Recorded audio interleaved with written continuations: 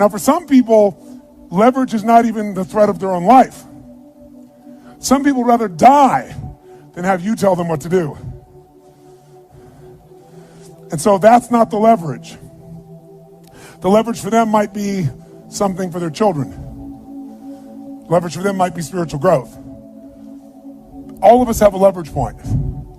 If you find the leverage, not the leverage you make someone do it, the leverage that will make them make themselves do it. We all have some place that'll get us to follow through.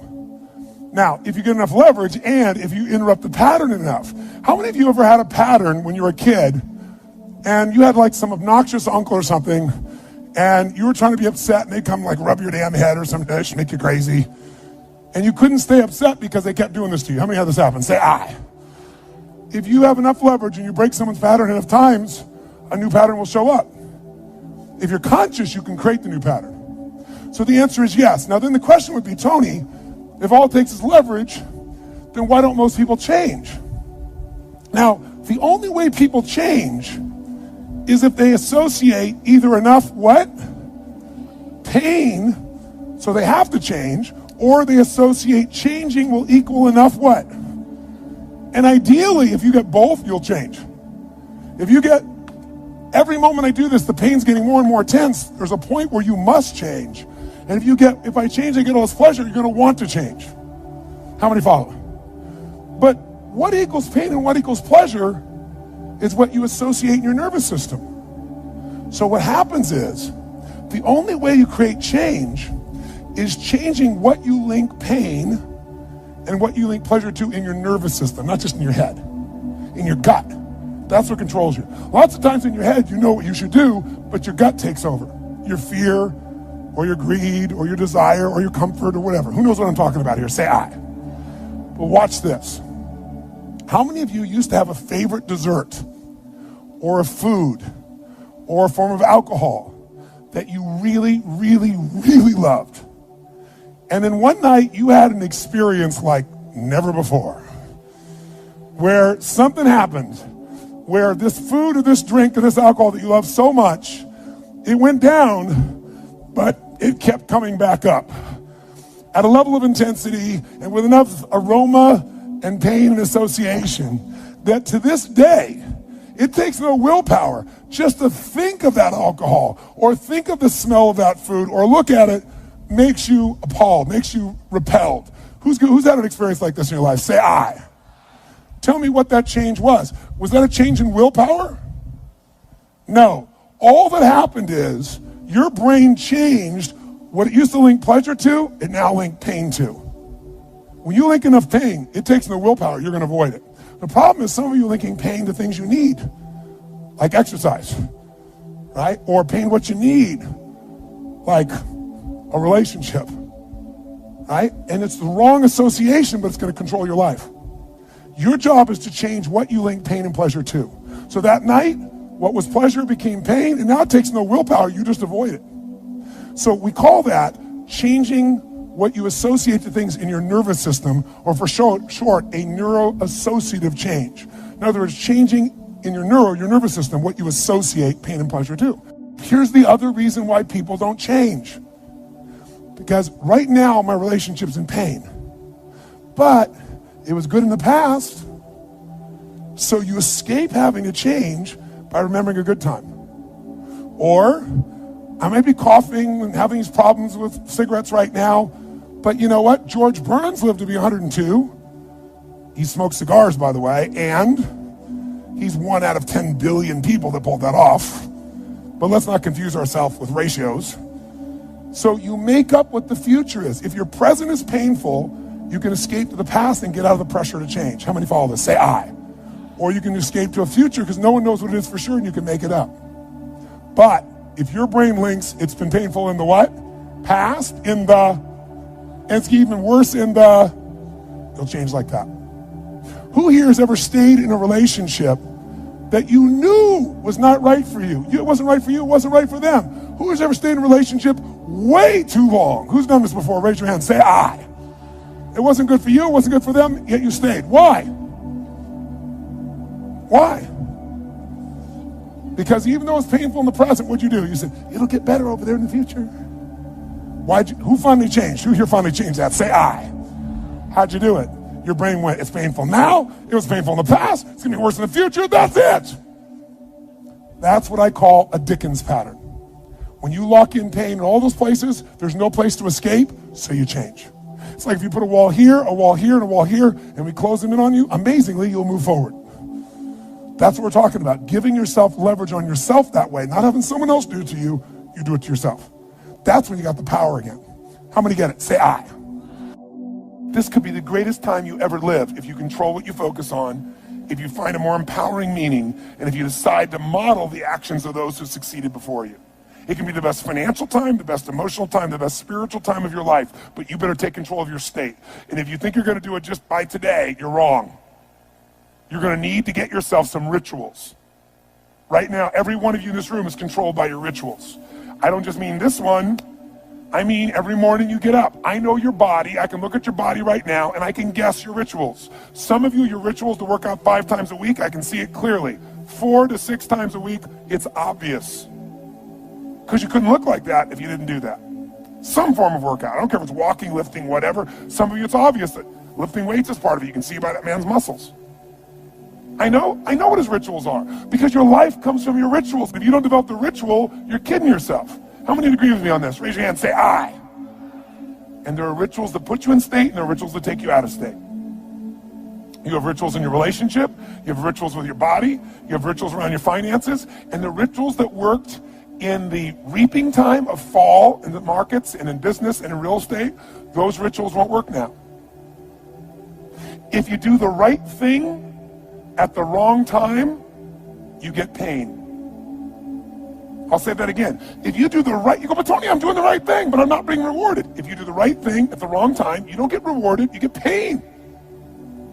So you better do the right thing at the right time, and to do that, you better know what season you're in, and to do that, you better learn how to change your state, how to take control of your own conditioning. That's what I live for. Does this make sense to you, yes or no? Come on, guys, yes or no? So now it's time to train yourself to do that. I'll show you how fast it can change. Try this just for a second. I want to show you what you can do with just focus. Try this for a moment. I'm going to give you a test. Sit up in your chair with some energy. Make sure your buddy next to you is in a strong state. If otherwise, adjust their state. Come on, change their physiology, whatever they got to do. See if they're ticklish. That might help. Now do this. I want you to look around this room right now and find everything in this room that you can find that is brown as fast as you can. Look for brown, look for brown, look for brown, look for brown. Look around you, look for brown, look for brown, look for brown. Okay, close your eyes. I'm going to give you a test. With your eyes closed now, shout out loud everything you saw that was red. If you see a lot more brown right now than red, say yes. Open your eyes, look for red now. I want you to really look for red. Look for red, look for red, look for red. Anything you can find that's red, look for red. All around you, look for red. Raise your hand if you found more red this time and say I. Why did you find more red this time? Because seek and you shall. That's right. Whatever you focus on, you're going to find it. In fact, let me tell you something. You'll even find it when it's not there.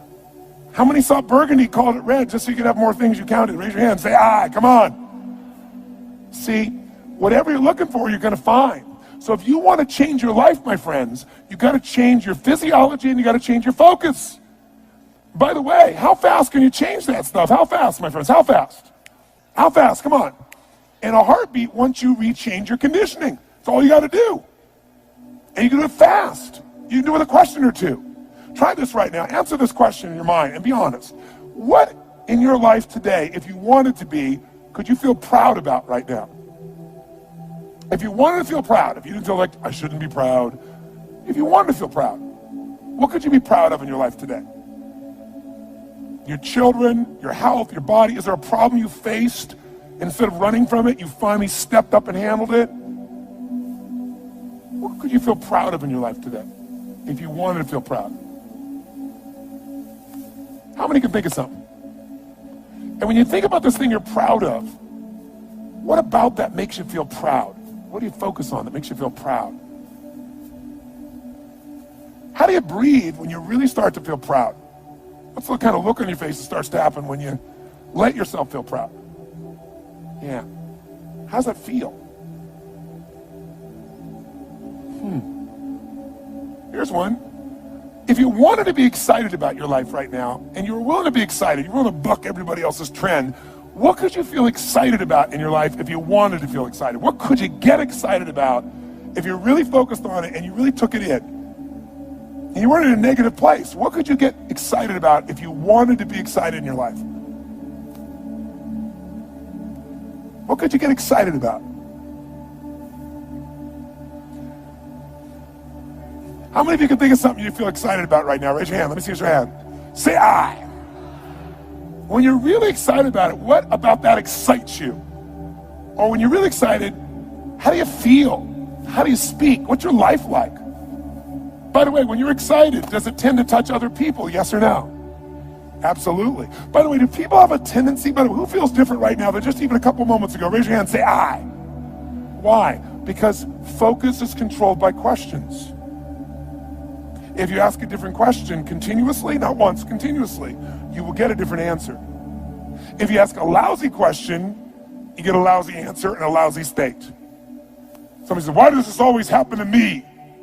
It doesn't always happen to you, but the brain's like a computer. Ask it a question, it'll have to come up with an answer. Because you deserve it, you idiot. Someone will say, how come I can never lose weight? You can lose weight, but if you keep saying, how come I can never lose weight, the brain's got to come with an answer. It goes, you're a pig. Lousy questions create what? Lousy answers. Ask a better question, get a better answer. Now here's what I want you to get. I want you to get that you can change your state. How fast, guys? How fast? How fast? And if you get the habit of doing it, you'll have a different life.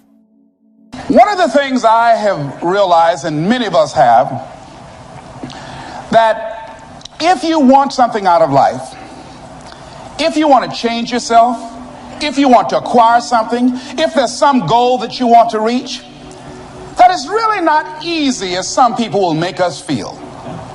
That living your dream, changing your behaviors, overcoming negative habits, it's challenging. It's hard.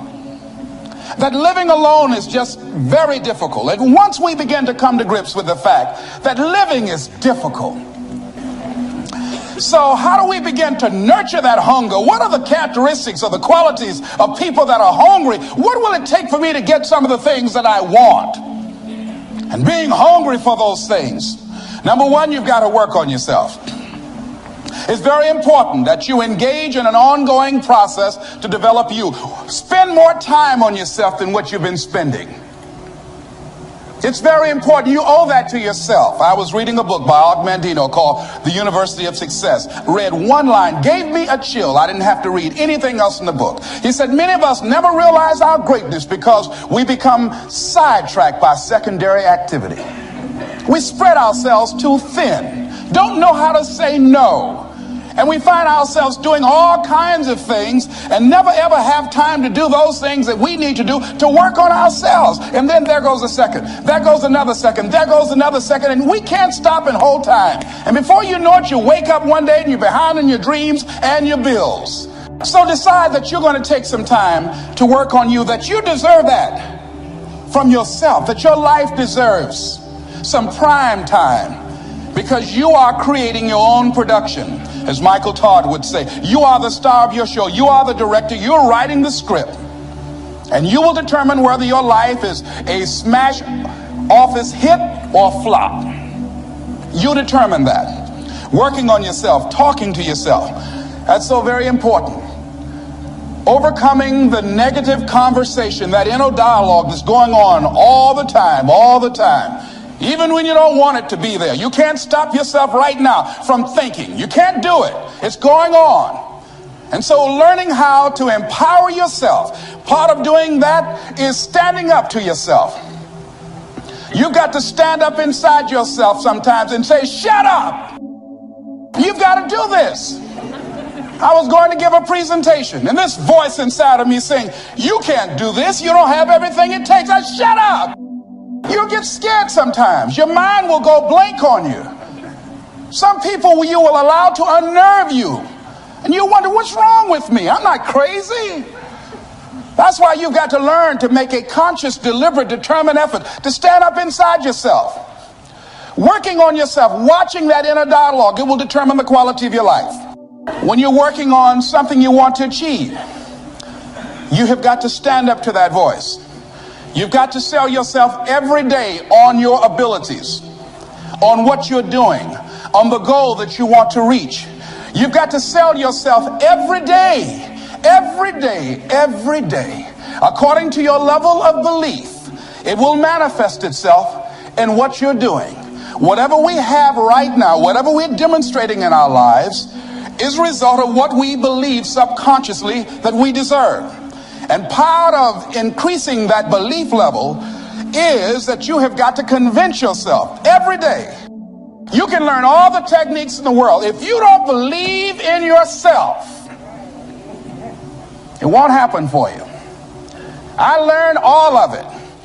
So that's why I do a training called Focus on the Seller. You've got to focus on you. And as you convince you, as you sell yourself every day, every day, every day, you will begin to see a difference in the things that you're doing. Selling yourself on your ability to perform a job, to achieve a certain objective. Telling yourself every day, here I go again. And I got what it takes. This is my day, and nothing out here is going to stop me. It takes courage to act. Part of being hungry when you've been defeated, it takes courage to start over again. When you have something you want to do, if you don't develop the courage to do that which has been given you to do, and you spend a lot of time going around trying to convince other people or trying to get their approval, what will happen is that you will lose your nerve. And other people will convince you that what you're doing doesn't have any value, and you'll give up on your dream. It's an interesting thing about life, I've also found, that if you don't have the courage to act, sometimes and particularly, if you have something special to do, life will move on you. And the truth that I had to come to grips with, that I wasn't in charge of my destiny. The truth was that I wasn't giving all that I had.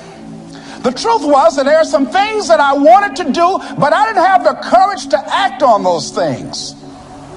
And the truth was that Bert Childs was a blessing to me. He made life so miserable for me, I had to start looking at my life differently. I started going to work earlier. I started being the last one to leave there. I started working harder than anybody else. The other guys could not. Why would you work so hard, Les? I said, I'm not working for them. I have been cheating, Bert, I thought. I've been cheating myself and my family. Wherever you are, whatever you're doing, do it with everything that you have. Develop the habit of giving more than what you're paid for. Develop the habit of setting standards that others will be measured by. Someone said, do not go where the path may lead, but go where there's no path and leave a trail. It is easy to be negative today.